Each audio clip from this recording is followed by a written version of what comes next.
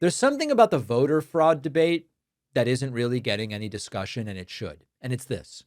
How many people have had their reputations destroyed and just become jokes over claims that were never proven and never real about voter fraud? Watch this exchange where a reporter asked Senator Roger Marshall a really straightforward question, which is, listen, we have no evidence that fraudulent votes have changed the outcome of an election. You can say voter fraud as much as you want. There's no evidence that it has done anything. Are you trying to solve a problem that doesn't exist?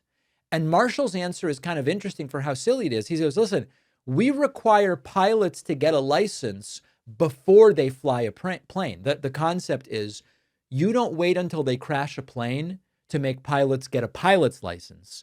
So we don't wait for voter fraud before we do something about it. Now, maybe that sounds reasonable, except there's one huge problem. See if you can spot it. This is pathetic. Look, I think that there is a huge concern on the part of Americans right now that our elections are not trustworthy. I don't think that fraud will ever end our democracy, but I'm worried about is those that had this belief, this fear that fraud is indeed possible, and then it could go unpunished. Well, so that's why we need to build an election process with integrity. But let's talk about the root of that feeling that Americans have, at least a certain sect of Americans, as it relates to the integrity of elections. You've said if you could pass one bill the rest of your career, it would be the Save America Act. Every issue we care about starts with secure elections. Federal law already prohibits non-citizens from voting. There's no evidence that fraudulent votes have changed any election outcomes. Are you trying to solve a problem that doesn't exist? Yes. Look, we make pilots, before they start flying a plane, we make them get a license to do that. We don't wait till they crash a plane until we make them go through a process. The issue right now is that Americans don't feel that the elections are trustworthy. No one wants them. And why do they feel that way? Because Trump and people like Roger Marshall spent 6 years lying to them about it. Now, this is the dumbest analogy. Flying an airplane, we know if someone who is not equipped to fly a plane is flying a plane, it is very dangerous. It's inherently dangerous. The question the reporter asked isn't, is election security important? Sort of, is having licensed pilots important? Yes. Is election security important? Yes, it's important. The question is, do we have evidence of widespread voter fraud that has changed election outcomes? Those are very different questions. Nobody is saying elections shouldn't be secure. Democrats aren't arguing people who are voting fraudulently should be allowed to do so. Republicans aren't arguing against secure elections either, by the way. The disagreement is there evidence of the fraud that Republicans have been claiming exists for years? 6 years now, we're about to give you the evidence of what really happened in 2020, and they still don't have it. We had election workers accused of crimes. We had volunteers threatened. This is 2020. Local election officials with lives turned upside down. Some got death threats. Some quit their jobs. People were publicly branded as participating in conspiracies to steal an election. And what happened? When it went to court, court after court after court rejected claims of fraud. Some of those judges were Trump appointed.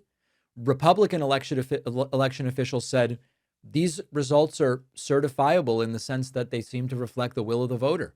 Trump's own Justice Department said we have not found evidence of fraud on any scale that would have changed the outcome in a single state. And we are now almost 6 years in, and Donald Trump continues to say, we are going to blow your socks off when we show you this proof that they still don't have.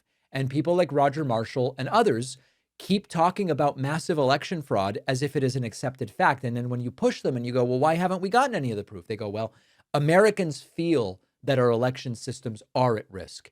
They feel that because you've been lying to them for 6 years about it. So there's like a basic fairness question, I would call it.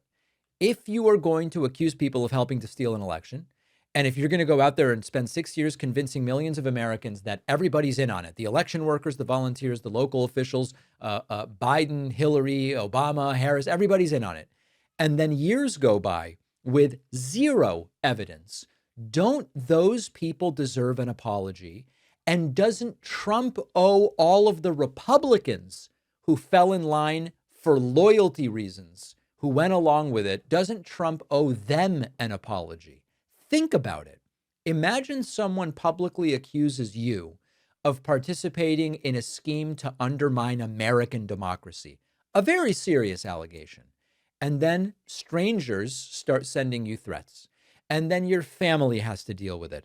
Wouldn't you expect at some point that the people who made those allegations would acknowledge, I messed up, I'm sorry for having screwed everything up? And instead, they just want to move on. New election, new claims of the same stuff, new warnings about the same things. And they never revisit that their old allegations were never substantiated. And people had their names dragged through the mud. They just have to live with it. So this is like forget whether you're a Republican or a Democrat or an independent. This should bother everybody.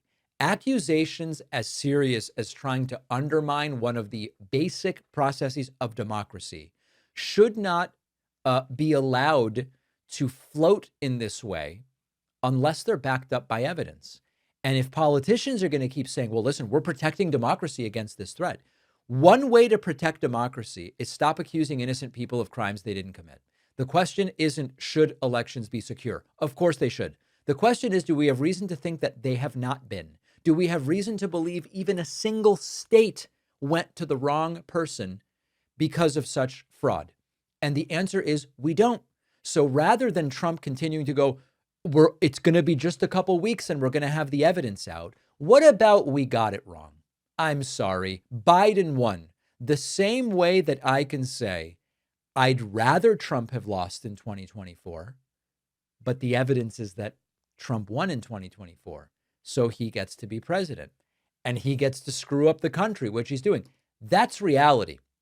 See, I don't like that it's reality, but I have no problem sticking to the truth. And similarly, after 6 years of this crap and getting people like Roger Marshall and who knows who else to go, yes, Trump is right. These judicial nominees who are asked, who won the 2020 election? And they go, Joe Biden was sworn in as the president. Right, but did he win? Oh, that's a political question. No, it's just the simple thing. Did he win? Do you have any reason to think he didn't? Any evidence that he didn't? These people all are owed an apology from Trump, but we are all owed an apology by these people. 6 years. Will they still be saying this after 10 years, after 20 years? I do believe the number of Republicans insisting on this crap will decline when Trump is gone from office. Let me know what you think. Bill Maher received the Mark Twain Award at the Kennedy Center. We will talk about it on the bonus show. The Daily Wire is seeking new investors and wants to IPO, even though the news is that they are failing. And an Alaska judge has put the other Dan Sullivan. Remember this story? There was a guy named Dan Sullivan who wants to run against Senator Dan Sullivan in Alaska. The judge is putting Dan Sullivan number 2 back on the ballot. Chaos in Alaska. All of those stories and more on today's bonus show. Sign up, get instant access at joinpakman.com. Thanks for watching. Check out this other video. And if you like our content, make sure to subscribe so YouTube puts our videos in your feed, and subscribe to the podcast on Spotify and Apple.